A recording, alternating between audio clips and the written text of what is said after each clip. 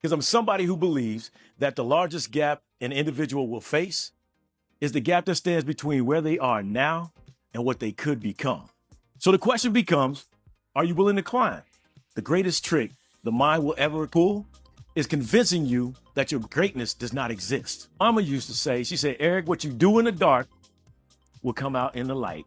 And she means that you reap what you sow. You get what you put in.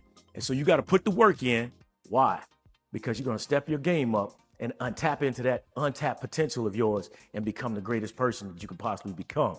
Well, I woke up, I was about to lose everything.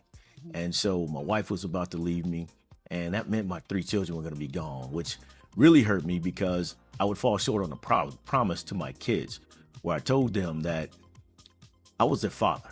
Nobody would ever be in their house taking care of them. Nobody would be responsible for them. They never had to worry about calling anybody daddy but me. Momentum shift. When you get stuck, you got to find a way to get going. And that is all about elevating your performance.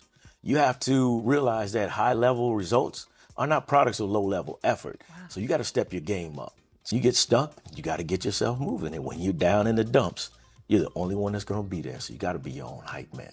What happens is when you don't realize that you have all that you ever need to create the life that you want to live, you're missing out. You're standing at the base of that mountain thinking and hoping somebody's going to save you when all you got to do is take action.